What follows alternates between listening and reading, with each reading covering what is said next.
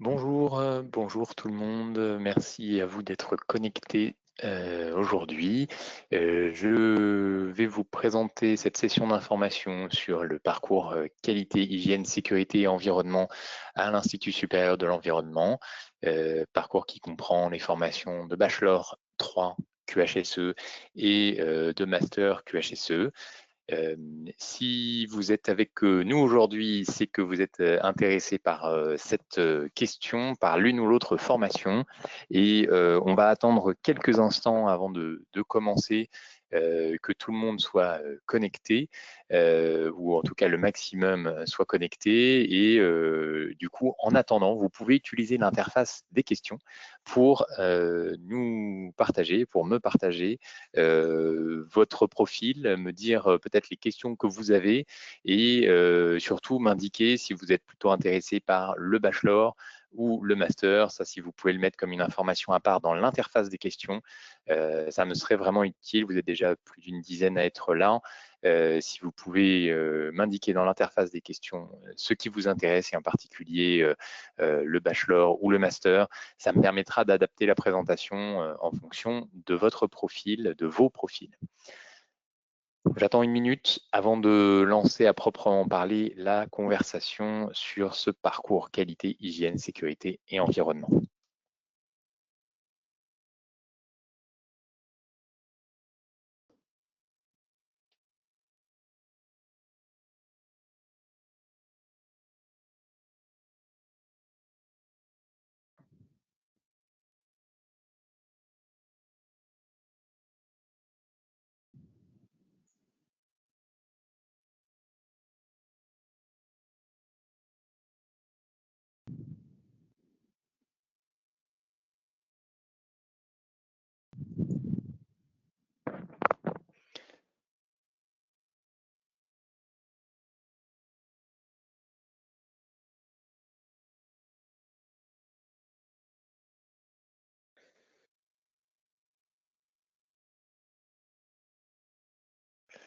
Bien, merci à celles et ceux qui m'indiquent déjà leur intérêt pour le bachelor, le master. Pour l'instant, c'est équivalent entre les deux. Donc, si vous avez l'occasion de me préciser ça, ça serait vraiment utile.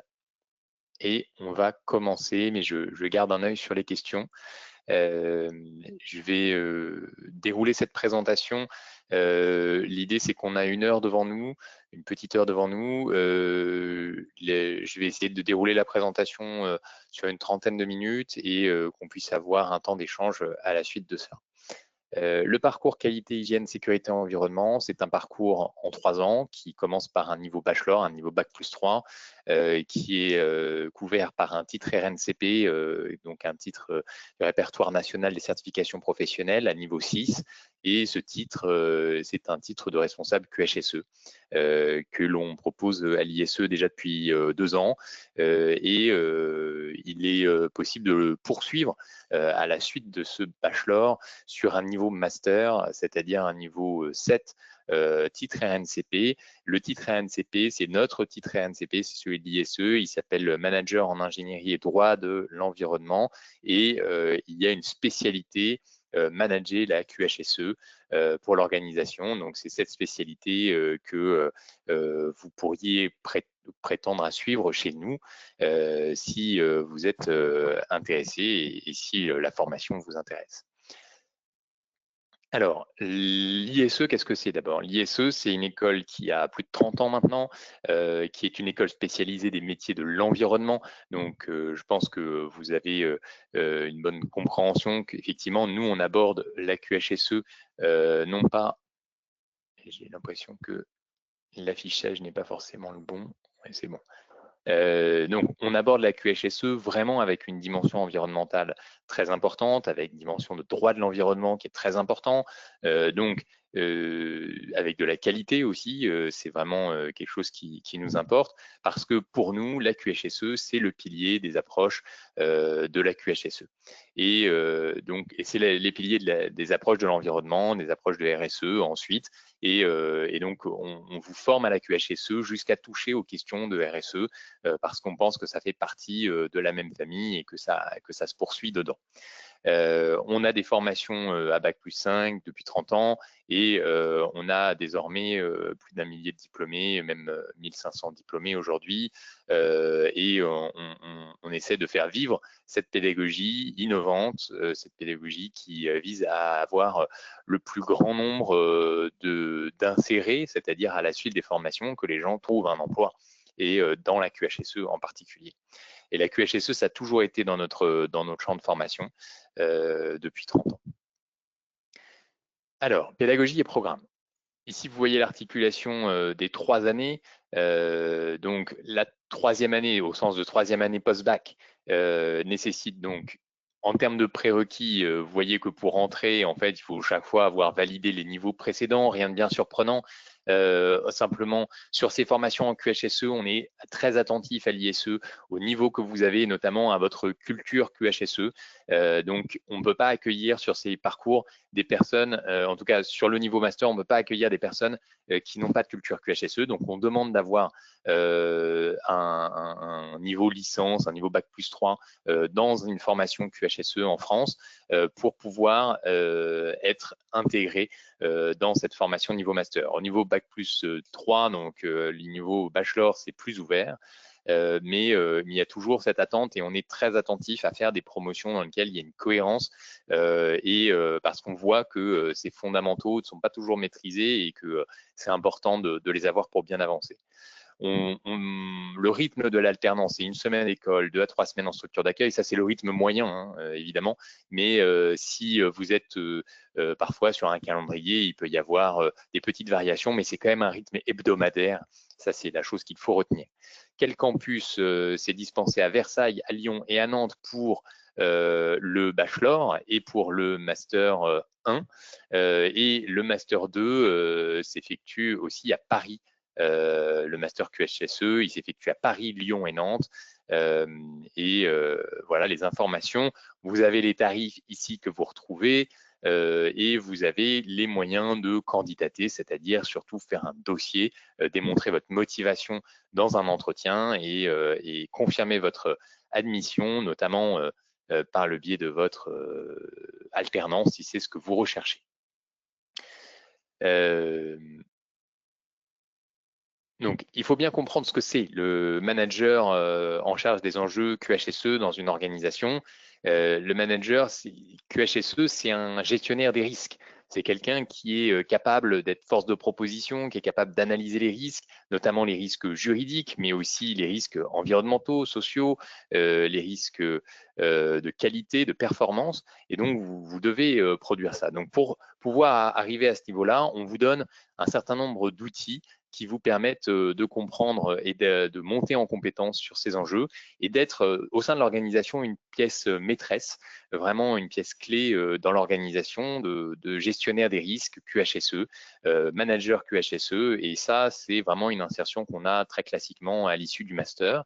Évidemment, à niveau Bac+3, vous allez avoir une insertion un peu subalterne, peut-être être en niveau de responsabilité pour certains, mais pas forcément entièrement autonome, avoir un service qui ne nécessite pas un management d'équipe, par exemple, ou avoir une gestion de projet simplement à l'intérieur d'une antenne QHSE.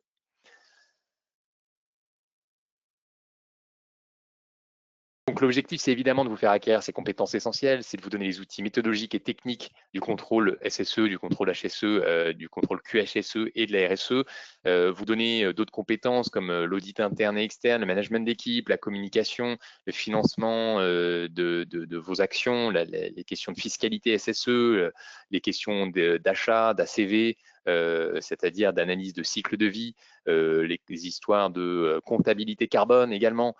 Tous ces éléments-là sont vraiment inclus. Et évidemment, j'ai cité les compétences essentielles, donc les risques professionnels et psychosociaux, les questions environnementales d'eau, sol, air, déchets, nuisances, les questions d'UERP, les questions de plan de prévention, d'analyse des causes, etc. Les normes ISO qui sont mobilisées dans la majorité des professions. Et on vous aide à construire votre expérience professionnelle pour vous aider à vous insérer. La première année, l'année du bachelor, alors je sais que donc il y a quand même quelques personnes qui sont intéressées par le bachelor qui nous écoutent, donc je vais quand même prendre quelques instants pour le décrire et puis je prendrai plus de temps pour parler du master, mais c'est important de parler d'abord du bachelor. Le bachelor, il est constitué en 3 moments, 3 séquences de formation qui sont chacune finies par une évaluation de certification. Ces séquences, elles représentent les 3 moments, les 3 activités clés du responsable QHSE, c'est-à-dire concevoir une politique QHSE, exécuter la politique QHSE et conduire un audit SSE ou QHSE. Vous avez ces 3 moments clés et on va constituer l'année autour de ça et vous allez avoir des évaluations qui sont des mises en situation qui vous conduisent à faire ce cycle finalement de l'amélioration continue de la QHSE, de retrouver ce cycle à travers des évaluations de certification. Vous allez retrouver chacun de ces moments. Et vous voyez ici en bas le projet fil rouge, c'est qu'on vous propose tout au long de l'année de ne pas avoir seulement vos projets en entreprise que vous menez en alternance ou en stage et les projets académiques qui sont les projets d'évaluation de certification. On vous propose également un projet fil rouge qui consiste à accompagner une entreprise fictive que vous allez choisir, mais de la concevoir entièrement du point de vue de cette responsabilité QHSE.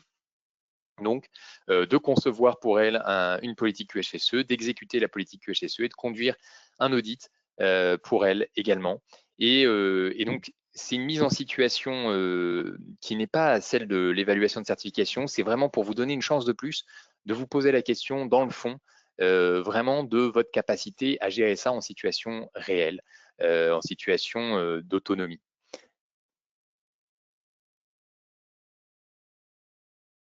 On passe sur le master. Le master donc, qui est composé de 2 années et vous voyez que sur ces 2 années, il y a 7 séquences qui se succèdent.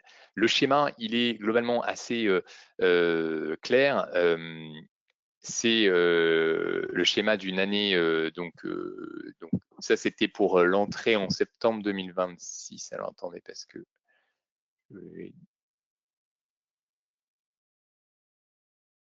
oui, il y a une petite modification sur l'organisation de l'année 2, mais globalement, tous les éléments que vous voyez ici sont des éléments qui vont être traités sur ces années de formation et c'est vraiment important de le percevoir. Vous avez donc les enjeux de l'organisation, le management de la performance QHSE, la maîtrise des risques industriels, la conduite de projets QHSE, le pilotage de systèmes de management QHSE, la performance juridique, la gestion de projet et le management de situation, tout ça est vu. La différence en termes d'organisation, là il y a une petite coquille dans la brochure, c'est que vous verrez sur la dernière séquence qu'on va vous proposer de travailler d'un projet de fin d'études qui va être votre évaluation de certification. Un projet de fin d'études, c'est un projet avec un commanditaire extérieur qui va vous amener à travailler, encore une fois, ces compétences sans être dans le cadre simplement d'une évaluation de certification très factice et ni dans le cadre de votre entreprise. Vous êtes dans un entre-deux qui est un entre-deux contrôlé, une mise en situation contrôlée, mais qui permet vraiment d'avoir une nouvelle fois l'opportunité de mettre ses compétences à l'épreuve. Évidemment, sur le master, vous avez un mémoire à rédiger qui est important et qui est essentiel pour montrer que vous avez acquis non seulement les compétences, mais aussi la capacité de recul, la capacité de compréhension de ce que vous faites dans la formation et des compétences que vous avez acquises. On vous demande de réfléchir de manière problématisée. Vous êtes accompagné par un directeur ou une directrice de mémoire et vous devez évidemment soutenir en fin de parcours ce mémoire professionnel. C'est essentiel et ça s'appuie sur votre expérience en apprentissage ou en stage, mais ça s'appuie aussi sur votre capacité à réfléchir, à mettre en perspective ces enjeux.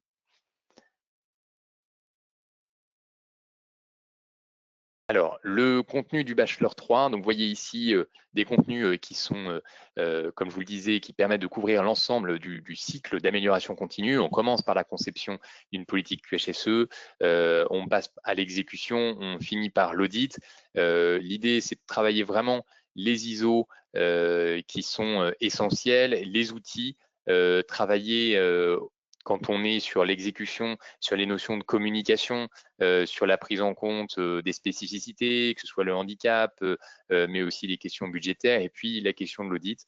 Et vous aurez donc bouclé ça.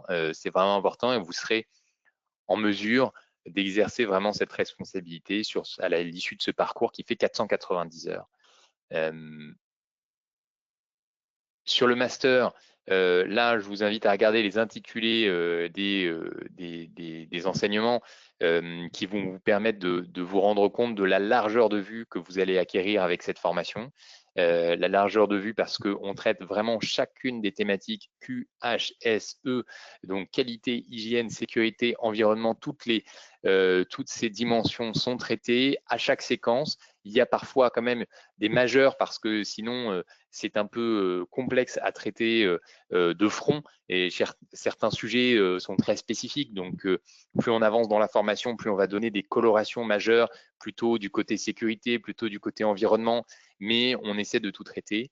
Et vous aurez des évaluations sur des notions de DUERP, vous aurez des évaluations sur des notions d'ICPE, c'est-à-dire des institutions classées pour la protection de l'environnement. Vous avez toutes ces dimensions très industrielles qui sont incluses. Et on ouvre également aux enjeux de la RSE. Et en deuxième année, vous allez avoir des enjeux plus approfondis en termes de pilotage, plus de capacité à gérer la complexité de l'organisation et à assumer en autonomie la gestion du risque de l'organisation.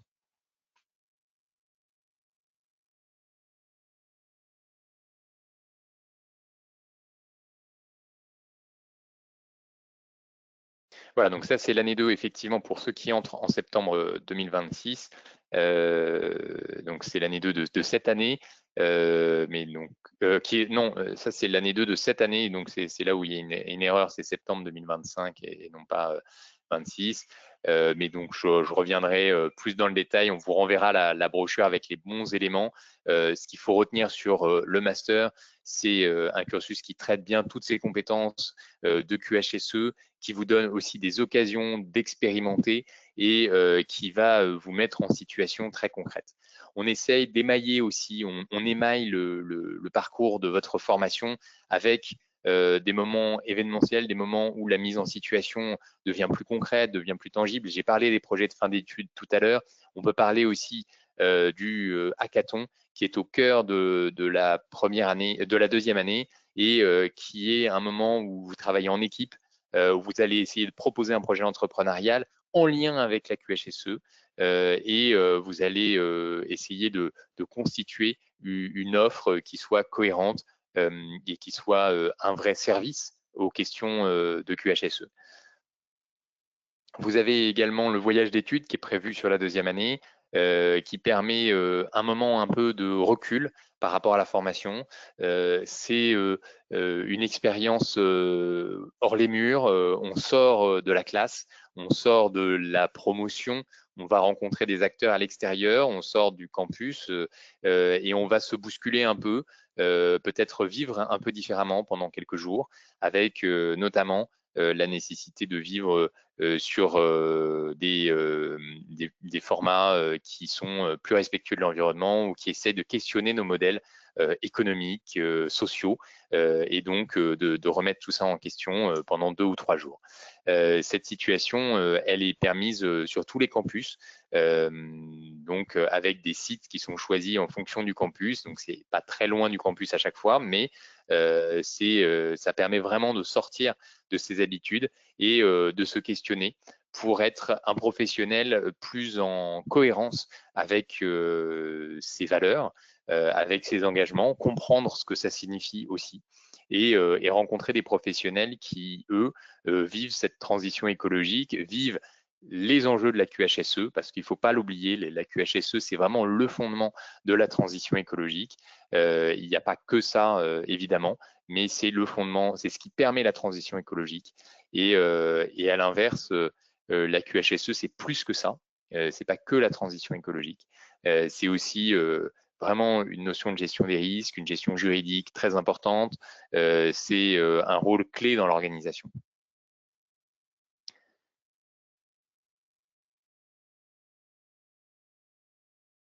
On organise chaque année, dans les années que ce soit de bachelor, de master, des tables rondes métiers, des conférences thématiques, des rencontres avec des anciens. Vous avez également accès à notre plateforme Alumni sur laquelle on déploie chaque mois des conférences en visio qui sont accessibles pour tous les campus et qui permettent de traiter un certain nombre de sujets phares, de sujets clés ou de sujets très pointus.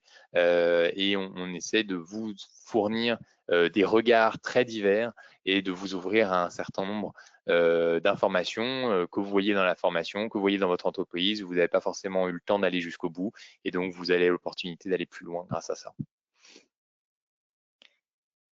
Les modalités de passage, c'est important de les connaître et de dire que d'abord, ça se passe bien. Nous avons des très bonnes promotions QHSE au niveau bachelor, au niveau master.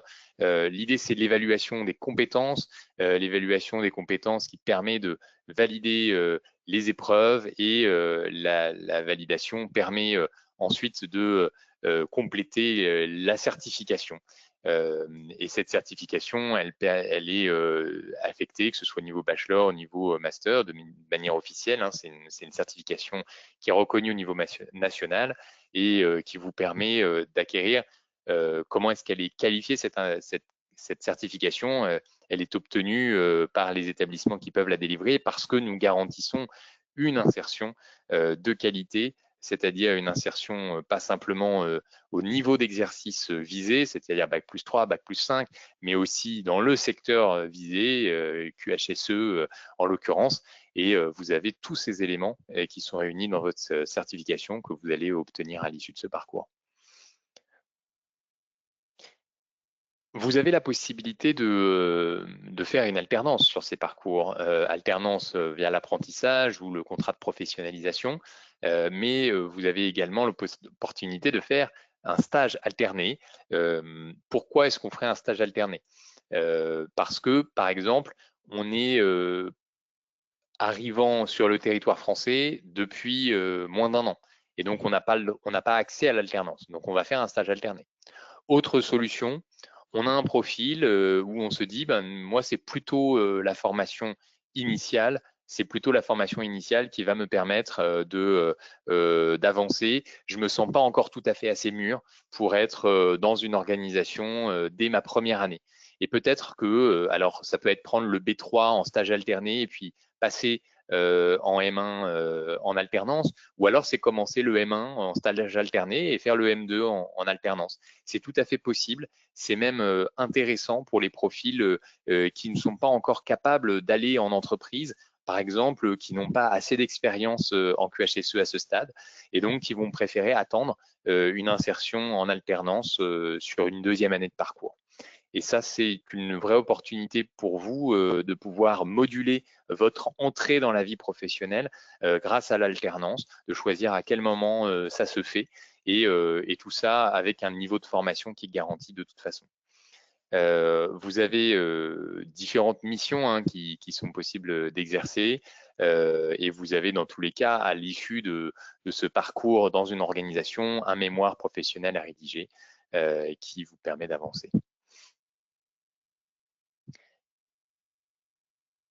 Lorsque vous êtes admis à l'ISE, on va vous encourager, vous aider à trouver cette alternance, ce stage alterné.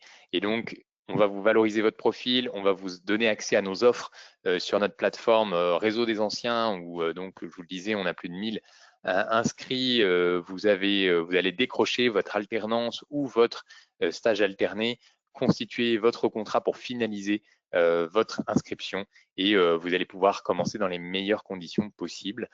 C'est vraiment notre engagement. Et là, sur la KHSE, sachez qu'il y a beaucoup de recherches encore aujourd'hui. Même là, on continue de recevoir des propositions de stage, d'alternance dès à présent. Donc, il n'est pas trop tôt et il n'est pas trop tard pour s'engager dans cette formation. C'est un secteur qui recrute beaucoup et c'est ce qu'on va effectivement voir, c'est l'insertion.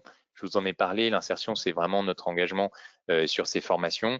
Vous voyez que l'insertion principale, c'est la responsable qualité, sécurité, environnement, qui peut se décliner, responsable hygiène, sécurité au travail, responsable d'un pôle qualité, sécurité, environnement. Mais vous voyez qu'il y a également des dimensions RSE qui apparaissent, des dimensions de développement durable, des enjeux aussi plus techniques. À quoi ça va tenir? À quoi ça va tenir? Ça va tenir à est-ce que vous avez un parcours préalable? Est-ce que ce parcours, il vous a donné des compétences? Est-ce qu'il vous a donné des contacts qui vont vous faire aller dans un sens ou dans un autre dans votre vie professionnelle? Et ça, on ne peut pas l'écrire à l'avance. C'est à vous d'écrire cette page de votre vie, de votre vie professionnelle. Et nous, ce qu'on peut vous apporter, c'est un champ de compétences. C'est des professionnels avec qui vous allez être formés, puisque tous nos intervenants sont professionnels. Et vous allez avoir ces choses qui vont vous faire mûrir, vous faire grandir dans une certaine direction et vous permettre de choisir vers où vous voulez aller. Évidemment, je vous l'ai évoqué, vous intégrez notre réseau des anciens dès votre entrée en formation et on reste en contact évidemment pour la suite de la formation. Je vous invite à évidemment me poser vos questions maintenant parce qu'on est arrivé au bout de cette première présentation et je vais du coup être à l'écoute. Je vais regarder les questions qui ont déjà été posées et n'hésitez pas, vous êtes là quand même une quinzaine. N'hésitez pas à me poser vos questions pour plus de détails, de précision sur ce que vous souhaitez. C'est l'occasion, on a encore une demi-heure devant nous s'il y a des questions. Donc j'ai une question, une remarque, en tout cas une présentation de profil de Monsieur Nguessan. C'est un honneur pour moi d'être à cette séance. Je prépare un projet d'alternance en France dans le domaine QHSE, plus précisément en master. J'aimerais avoir plus d'informations sur certains points. Donc évidemment, Monsieur Nguessan, dites-moi vos questions. Si je n'ai pas déjà répondu à vos interrogations, c'est le moment ou jamais de me poser vos questions. Je suis là. Je ne me suis pas présenté d'ailleurs. Je suis le directeur pédagogique de l'ISE, Corentin de Montmarin. Je suis le directeur pédagogique, donc c'est moi qui conçois les programmes. Et vous avez, on aura l'occasion de se croiser dans la formation. Question de Manon Gamberini. Je suis en BTS métier des services à l'environnement. Pouvez-vous me dire si je suis éligible à l'inscription en bachelor? Oui, si vous validez votre BTS métier des services à l'environnement, vous êtes tout à fait éligible au bachelor. Éligible. Après, il faut que l'admission se fasse. Ça, je ne peux pas présumer du parcours d'admission, mais vous êtes éligible. C'est même tout à fait cohérent pour rentrer chez nous d'avoir fait cette formation avant. Voilà, donc une question de Monsieur Nguessan. Vous avez dit qu'il faut avoir au préalable fait une année QHSE en France pour être admis en master QHSE, par exemple. Pour moi qui viens de la Côte d'Ivoire et qui aimerait intégrer directement le master, je ne me suis permis qu'à faire un stage d'alternance. Est-ce un stage qui est rémunéré?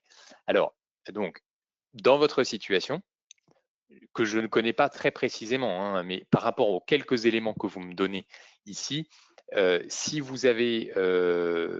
souhaitez être admis sur le master QHSE, pour nous, la situation principale, la situation de départ, c'est qu'il faut que vous ayez fait et validé une année dans la famille QHSE, donc ça peut être de la qualité SSE, une dimension environnementale, mais une année, au moins un bac plus 3 validé dans cette famille professionnelle en France. Et ça se recoupe à un autre enjeu qui est votre insertion en alternance.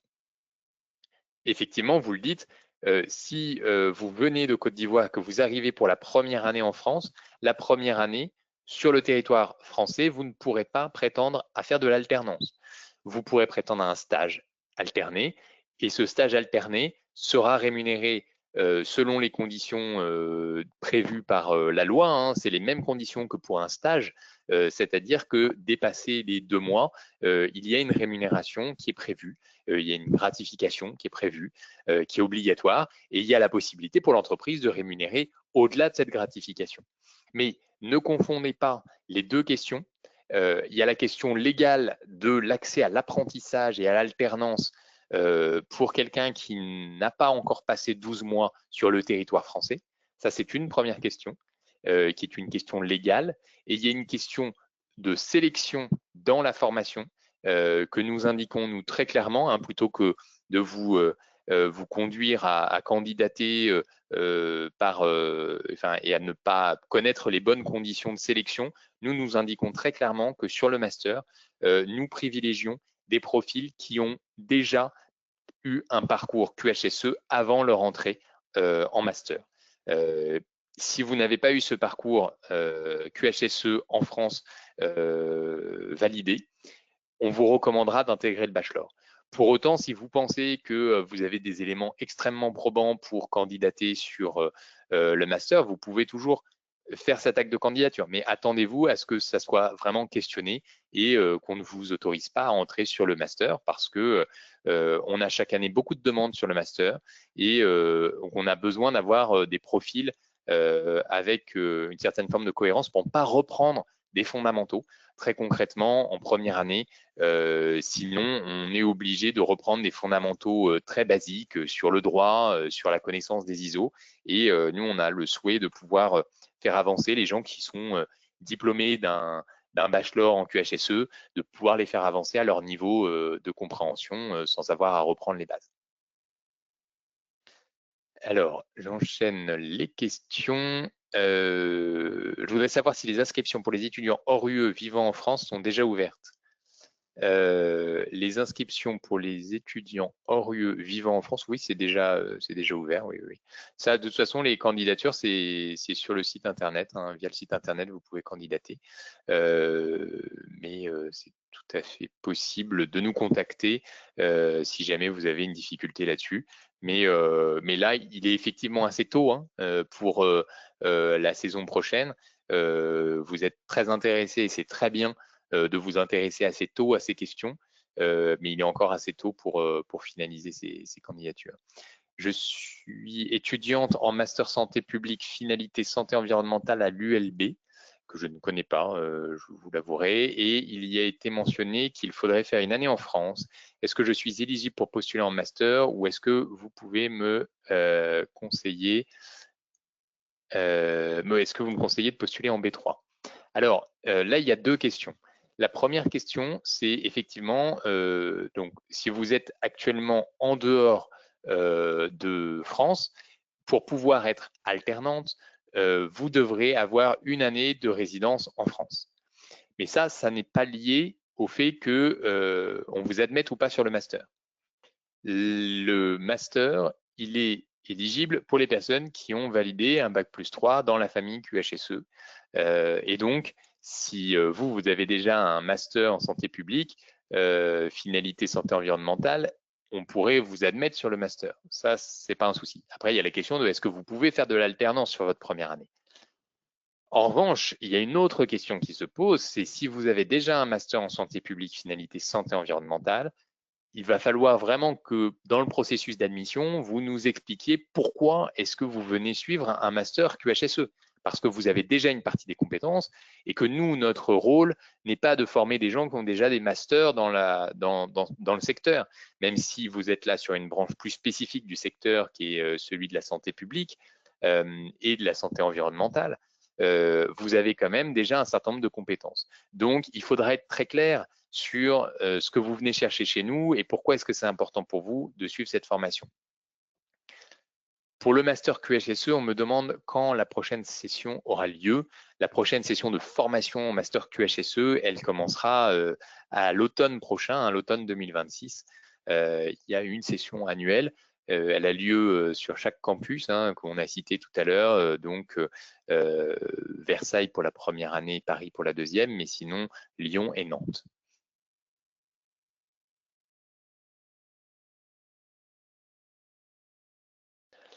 Je suis actuellement en L2 QSE à l'université Nangui-Abrugwa d'Abidjan, Côte d'Ivoire. Est-ce possible de faire un Bachelor 3? Oui, c'est envisageable en tout cas. Vous pouvez candidater sur le Bachelor 3. En revanche, vous n'aurez pas la possibilité de faire une alternance, donc vous serez en formation initiale d'un bout à l'autre, et ce qui est tout à fait possible et peu gênant. Le fait d'avoir fait cette première année en formation initiale vous permettra après de passer en formation alternante, si vous le souhaitez, en master. Je suis en année de licence 3 en QHSE, équivaut à un Bachelor 3. La meilleure solution pour moi serait-elle de refaire un Bachelor? Alors là, non. Ah oui, parce que c'est Monsieur Nguessan, donc vous êtes à l'étranger, et donc la meilleure solution pour vous, à ce stade, je ne peux pas la dire. Là, je pense qu'il faut que vous candidatiez, mais il est possible qu'on vous demande de faire plutôt le bachelor. Mais ça dépendra du processus d'admission. Donc, vous pouvez vous présenter sur le processus d'admission, expliquer toute cette situation, mais si vous avez déjà l'équivalent d'un bachelor 3, en fonction de votre profil, d'un bachelor 3 QHSE qui n'a pas eu lieu en France, en fonction de votre profil, on peut vous laisser la possibilité de candidater sur le master, même si le schéma général, c'est plutôt qu'on va vous orienter vers le bachelor. J'ai une licence en biosciences, option microbiologie et 3 années en ingénierie, dont la 3e en France. À quel master puis-je candidater? Je voulais faire un master QHSE, mais je n'ai pas fait de formation QHSE en France. Là, vous êtes dans les cas très particuliers. Parce que non seulement il y a effectivement un parcours préalable et 3 années en ingénierie, donc je ne sais pas si ce sont des années de formation, j'imagine que oui, dont la 3e en France. Donc il faut voir parce que vous cumulez 6 années de formation, donc à partir de ce moment-là, normalement, vous n'avez pas vraiment un bachelor QHSE en France. En revanche, vous avez quand même un certain nombre d'années de formation, plus cette spécificité d'une 3e année en France. Donc, il faut candidater, il faut vraiment donner votre dossier complet. Et c'est à ce moment-là qu'on pourra vous poser vraiment un cadre spécifique. Donc ULB, je ne connaissais pas, c'est l'Université libre de Bruxelles. Du coup, pour l'Université libre, vraiment là, dans ce cas-là, il faut que vous candidatiez. C'est au moment vous rentrez dans le processus dérogatoire. Donc il y a des règles et il y a le processus dérogatoire. Et ça, c'est sur dossier qu'on peut examiner la dérogation possible. Il est possible que vous soyez éligible à cette dérogation. J'ai 5 ans d'expérience professionnelle en France dans la sécurité privée et sécurité incendie. Quelles sont mes chances d'intégrer un bachelor QHSE B3 idéalement? Alors, si vous n'avez pas d'expérience, pas de diplôme post-bac validé, ça rend votre admission plus complexe. Pour autant, on est prêt à admettre, à entendre certains parcours professionnels de qualité qui sont en lien avec ces expériences. Donc, en fonction de notre perception du dossier et de l'avis du certificateur, on est obligé là pour le coup de demander au certificateur, on peut éventuellement admettre des profils comme le vôtre, mais c'est très spécifique. Je voudrais savoir si vous faites la rentrée décalée. Non, il n'y a pas de rentrée décalée. Et les frais de scolarité pour la formation initiale en B3, donc on vous renverra sur la diapo, mais on est à 6 700 € net de taxes. Voilà.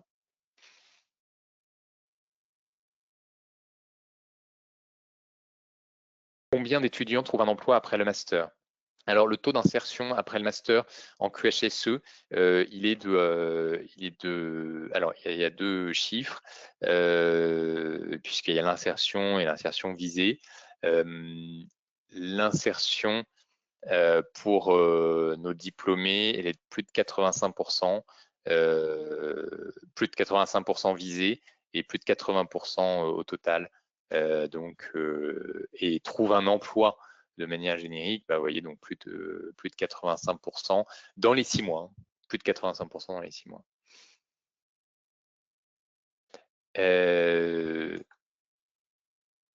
suis-je éligible pour le bachelor 3 QHSE en ayant un bachelor en santé option technique de laboratoire?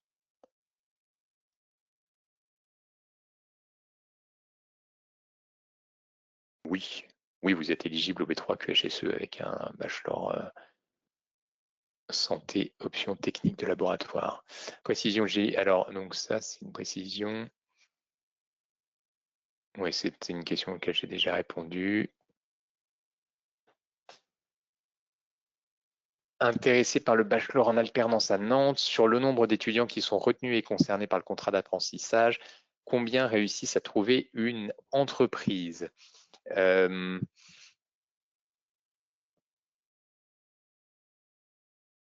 Alors, si on devait donner une règle générale, c'est pas forcément évident parce que je vous dis, le bachelor QHSE, c'est la deuxième année qu'on le fait.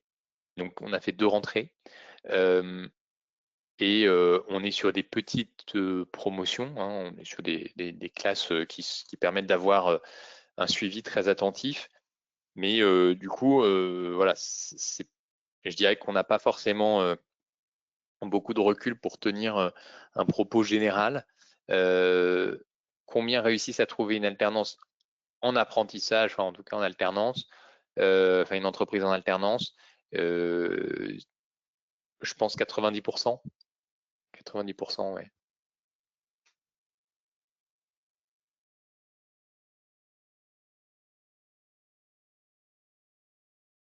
Combien d'étudiants dans la formation Master 1 QHSE? On est sur l'ensemble de la promotion, c'est-à-dire sur les 3 campus, on est sur 90 étudiants. Voilà. 90 étudiants. Ouais.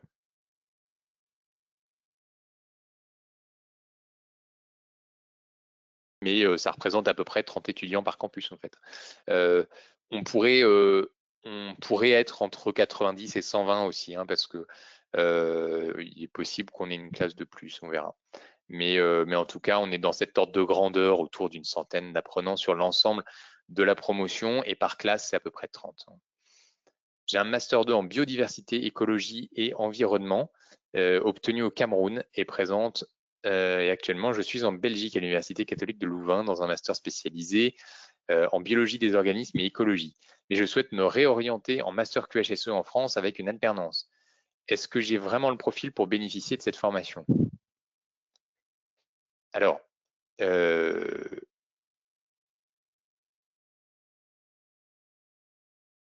c'est pas impossible.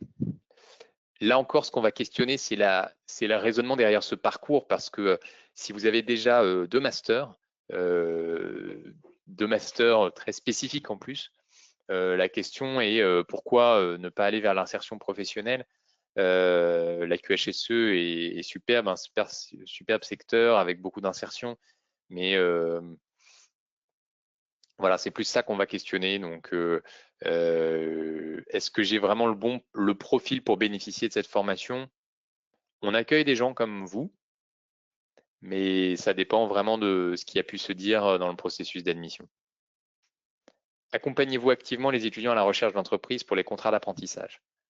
Alors oui, on accompagne activement en proposant des offres, en collectant des offres, en accompagnant sur la rédaction du CV ou de la lettre de motivation, en suivant vos démarches. En revanche, je peux vous donner une statistique là absolument 100% fiable.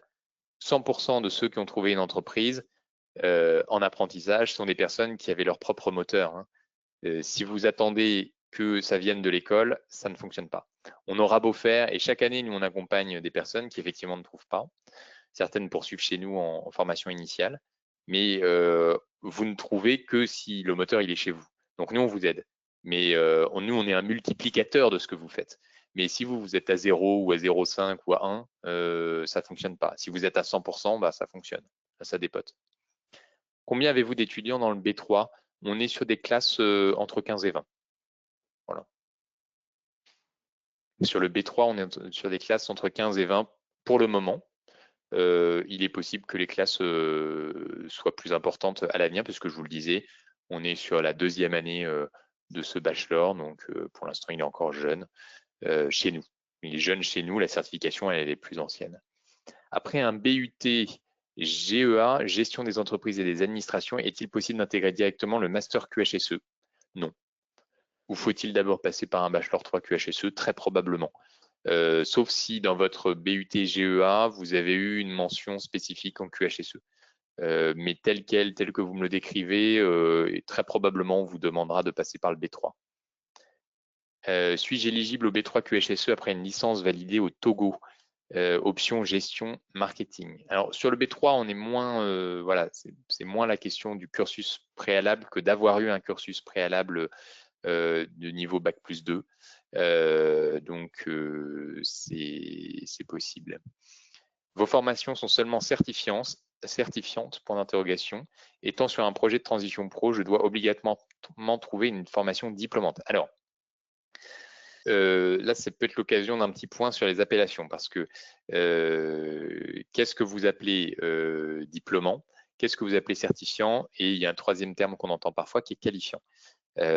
Alors, nous, on n'est pas dans la rubrique des formations qualifiantes au sens où on permet vraiment l'obtention d'une certification professionnelle qui est un titre RNCP qui est reconnu par l'État et qui permet donc vraiment l'acquisition d'un titre qui a une valeur en soi. Ce titre, il se trouve que c'est un titre RNCP. Les titres RNCP, on n'a pas le droit de les appeler diplômes. Pour autant, maintenant, on a tendance à confondre, hein, et donc le titre RNCP, on n'a pas le droit de l'appeler diplôme, mais on dit plutôt que c'est une formation diplômante, parce qu'en fait, certifiante et diplômante, au sens profond du terme, ça va être la même chose. La vraie différence, c'est entre qualifiant.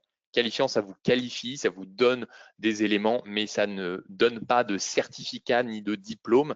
Nous, on donne bien une certification qu'on appelle parfois un diplôme, parce que, en l'occurrence, un titre RNCP de niveau 7 ou de niveau 6, eh ben, c'est un parchemin qu'on va vous remettre, c'est un objet qui a une valeur en soi, et donc vous avez ça. Après, par rapport à votre projet particulier, Madame So ou Monsieur So, je ne sais pas, je ne saurais pas vous dire si c'est bien ce que vous entendez, mais nous, en tout cas, notre formation, elle est bien certifiante dans le sens où elle peut permettre d'obtenir un quasi-diplôme, quelque chose qu'on n'a pas le droit d'appeler un diplôme parce que seules les licences master et doctorats de l'université publique ou des écoles reconnues par l'université publique peuvent être appelés de cette manière-là. En revanche, c'est bien un titre qui vous permet d'accéder, par exemple, à des postes nécessitant un bac+5.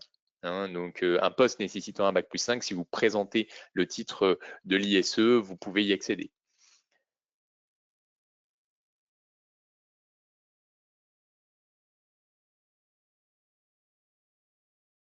Donc voilà, je lis les précisions sur la réorientation de Monsieur ou Madame Takoutsing,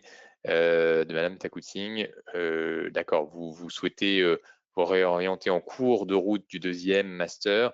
Je pense que c'est important, voilà, de raconter de faire ce récit dans votre dossier d'inscription, votre dossier d'admission. Ça sera important. Après un master QHSE, est-ce possible que l'ISE me trouve un stage sur une plateforme pétrolière? Alors, nous, on ne trouve jamais de stage pour les gens. On trouve des offres éventuellement. Ensuite, le deuxième aspect, c'est on ne trouve pas de stage à l'issue des formations. Nous, à l'issue des formations, nos étudiants, nos apprenants, ils vont s'insérer avec un CDD ou un CDI. Ils ne vont pas s'insérer avec un stage. Si vous voulez faire un stage, c'est pendant la formation, sous la forme du stage alterné.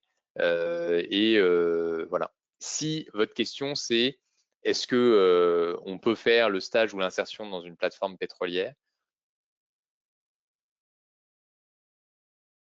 Rien ne l'interdit.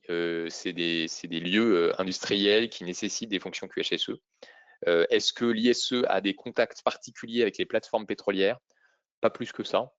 On n'a pas de partenariat historique avec des plateformes pétrolières. Pour autant, rien ne vous interdit de le trouver et d'établir ça. Mais on a sûrement des anciens dans des plateformes pétrolières, mais voilà, ça ne donne pas lieu forcément à un partenariat.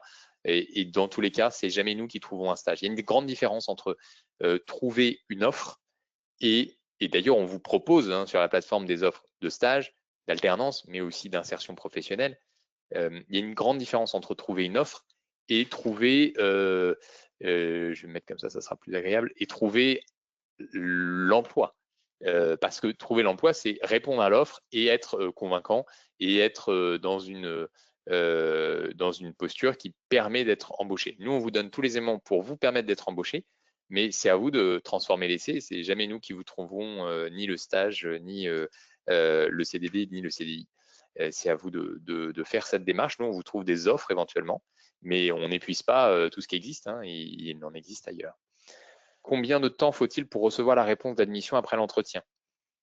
C'est assez rapide. C'est en quelques jours. Vu que pour les étudiants hors UE, cela est vraiment utile pour l'obtention du visa. Oui, on est bien conscient de ça.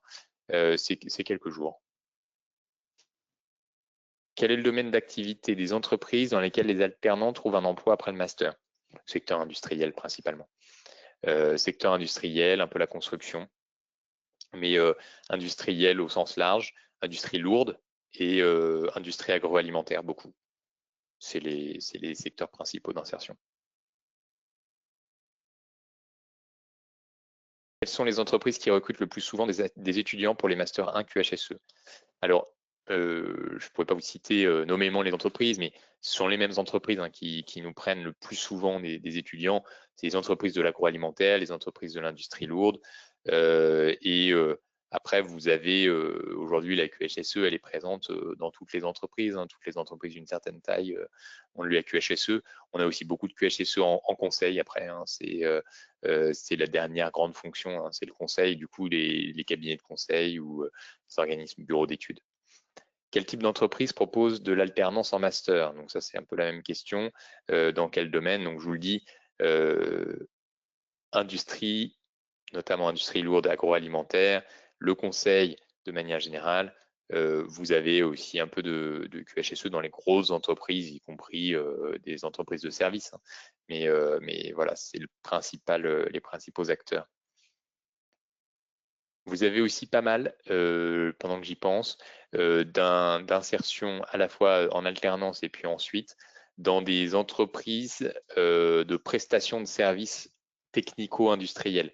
Donc par exemple, tout ce qui est installation technique de chauffage, les clims, tous ces sujets-là, toutes les installations de réseau, tous les gestionnaires de réseau, que ce soit à l'intérieur d'une organisation ou au niveau d'une collectivité. Tout ça, c'est pas mal aussi pour les recrutements. Quand seront ouvertes les inscriptions? Écoutez, je pense qu'elles seront ouvertes courant décembre. À quel point le fait de ne pas faire les 2 premières années DUT QHSE en entrant directement dans le bachelor peut-il être pénalisant sur les bases à acquérir et sur le marché de l'emploi ensuite?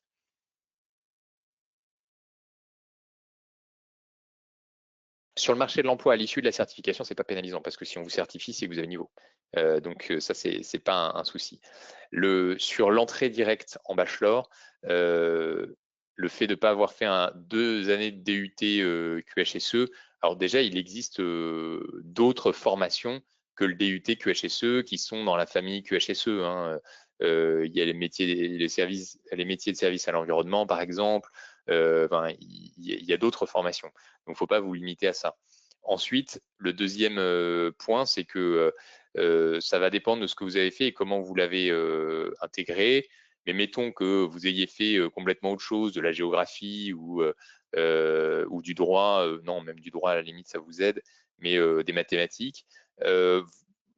Effectivement, vous allez devoir, en entrée de bachelor, vous allez devoir vous poser certaines questions, vous acculturer à certaines réalités d'organisation que d'autres ont peut-être déjà acquis sur leurs 2 premières années. La réalité, c'est que le niveau d'acquisition à l'issue du Bac+2, il est quand même très variable. C'est pour ça qu'on n'a pas les mêmes conditions. Vous voyez, autant on est très ferme sur l'entrée en master d'avoir un niveau licence QHSE en France, autant en niveau bachelor, on n'a pas le même niveau d'exigence parce que les réalités d'acquisition à niveau Bac+2, elles sont très différentes. Et les personnes qui ont fait un parcours Bac+2 en QHSE est souvent très technique, très orienté sur la pratique et sur la manutention des produits notamment. Alors que nous, on est sur un poste de responsable en bachelor, responsable de système de management QHSE qui n'a rien à voir avec la manipulation des produits. Est-ce qu'on peut travailler dans l'administration avec un master QHSE? Oui, c'est tout à fait possible. L'administration, les collectivités peuvent avoir des besoins de recrutement de ce type-là. Pour autant, donc rien ne l'interdit. Pour autant, ce n'est pas le secteur qui recrute le plus de responsables QHSE. Vous allez avoir pour des fonctions qui vont exister, notamment sur la gestion humaine, la gestion des risques. Dès lors que, par exemple, vous êtes dans une collectivité, vous allez avoir un service jardin, entretien des espaces publics, vous allez avoir des gros enjeux hygiène, sécurité. Vous allez avoir des gros enjeux environnementaux, de toute façon, dans la plupart des collectivités. Donc, ça existe, ça existe. Quels documents à fournir pour l'admission en B3 et pour les étudiants qui sont à l'étranger? Quelles sont les procédures pour accéder à l'ISE?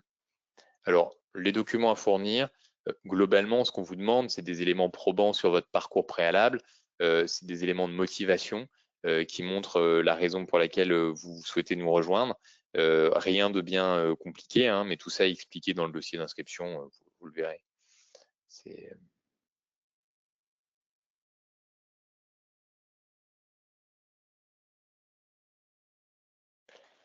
Alors, on arrive au bout des questions qui sont posées actuellement. J'ai une dernière question. Quel est le coût de la formation sur le cycle master? Donc, vous voyez la formation pour le cycle master est là. Donc, en fait, si vous êtes en formation initiale, on a 8 700 € par an. Voilà.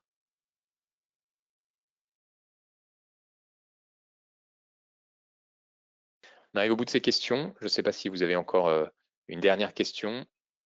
Et sinon, je vous laisserai là. On vous enverra évidemment cette brochure avec les éléments que j'ai évoqués corrigés et on vous proposera d'autres éléments d'information pour la suite, notamment sur les dates de candidature et les procédures d'admission. Je vous remercie de vous être connecté, de votre intérêt très fort pour cette formation et j'espère vous retrouver sur une de nos formations bientôt. Je vous souhaite une excellente journée. Au revoir.